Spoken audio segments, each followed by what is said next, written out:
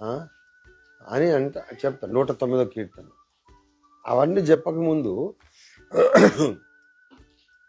4వ వచనంలో ఏమంటాడంటే, నేను చూపిన ప్రేమకు ప్రతిగా వాడు అన్గ్రేట్ఫుల్ ఫెలో. ఇస్కరియోతు యూదా అంత సర్వభ్రష్టుడైపోయిన కారణం ఏంటంటే వానికి కృతజ్ఞత లేదు. అసలు వాడు ఎవడు?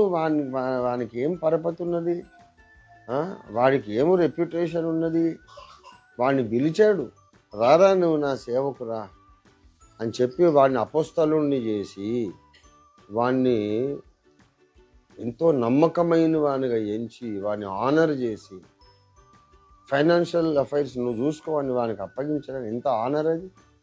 ఎవరికి పడితే వాళ్ళకి ఇయ్యం కదా. డబ్బు సంచి నీ దగ్గర ఉంచు, you take care of finances అని ఇస్కరియోతు యూదాకు చెప్తే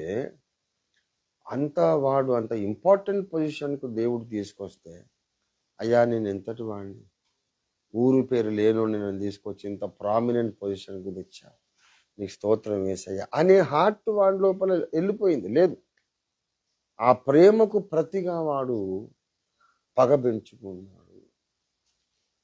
అంటే గ్రేట్ఫుల్నెస్ లేదు. The people who are ungrateful will be eventually, inevitably, they will destroy themselves and they will go to eternal perdition, eternal destruction. అంత డేంజర్ అన్నమాట.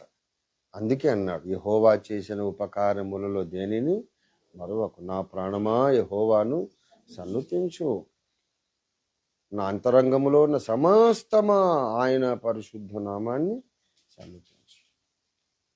ఎవడు ఏమైనా అనుకొని నాకు సంబంధం లేదు. నా హృదయంలో నేను యేసయ్యను వర్షిప్ చేస్తాను, నా హృదయంలో యేసయ్యను నేను ఆరాధిస్తాను, ఆయనకు కృతజ్ఞతలు తెలియచేస్తాను. This is a personal matter between me and my lord, my saviour. ఆయనను స్తుతిస్తూ నా బ్రతుకంతా గడుపుతాను. ప్రతి వేకువని గంటకొకసారి 5 నిమిషాలకు ఒకసారి గుర్తు చేసుకొని ఆయన చేసే మేళ్ళన్నిటి కొరకు స్తుతిస్తూ నేను బ్రతుకుతాను అని తీర్మానం చేసిన వ్యక్తికి జీవితంలో ఎప్పుడు సక్సెసే తప్ప అపజయం ఉండదు, ఓటమి ఉండదు. Such people always conquer this world. They overcome every situation. They are more than conquerors.